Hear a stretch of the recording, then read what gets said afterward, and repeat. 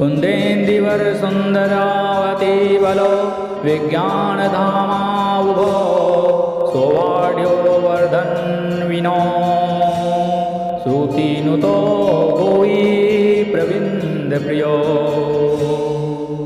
कुंद पुष्प और नीलकमल के समान सुंदर गौर एवं श्याम वर्ण अत्यंत बलवान विज्ञान के धाम शोभा संपन्न श्रेष्ठ धनुर्धर वेदों के द्वारा वंदित गौ एवं ब्राह्मणों के समूह के प्रिय अथवा प्रेमी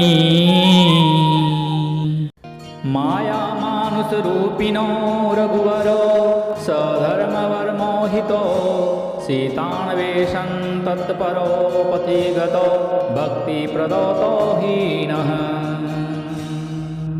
माया से मनुष्य रूप धारण किए हुए श्रेष्ठ धर्म के लिए कवच स्वरूप सबके हितकारी श्री सीता जी की खोज में लगे हुए पथिक रूप रघुकुल के श्रेष्ठ श्री राम जी और श्री लक्ष्मण जी दोनों भाई निश्चय ही हमें भक्ति प्रद हों।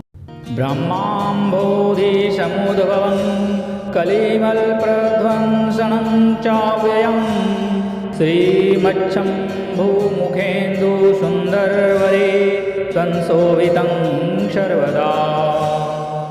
वे सुकृति पुण्यात्मा पुरुष धन्य हैं जो वेद रूपी समुद्र के मथने से उत्पन्न हुए कलयुग के मल को सर्वथा नष्ट कर देने वाले अविनाशी भगवान श्री शंभु के सुंदर एवं श्रेष्ठ मुखरूपी चंद्रमा में सदा शोभायमान।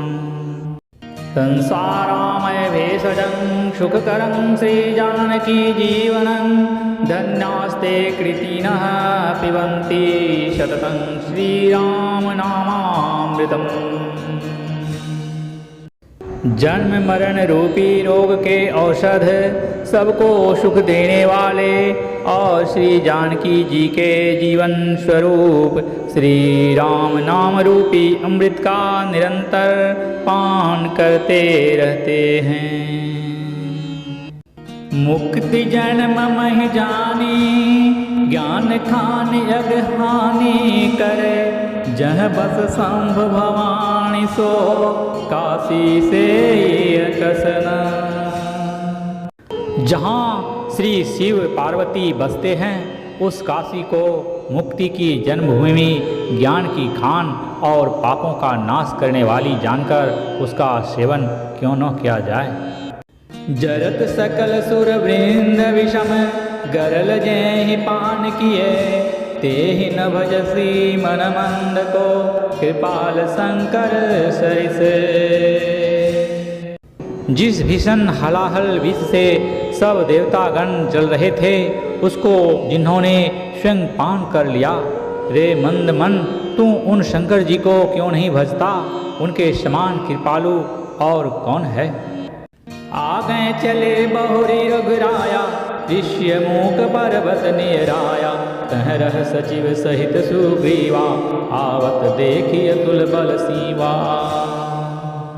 श्री रघुनाथ जी फिर आगे चले। ऋष्यमुख पर्वत निकट आ गया। वहाँ ऋष्यमुख पर्वत पर मंत्रियों सहित सुग्रीव रहते थे।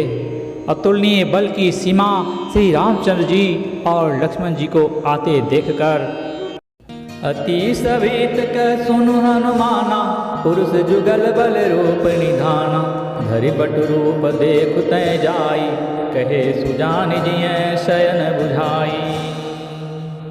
सुग्रीव अत्यंत भयभीत होकर बोले, हे हनुमान सुनो, ये दोनों पुरुष बल और रूप के निधान हैं।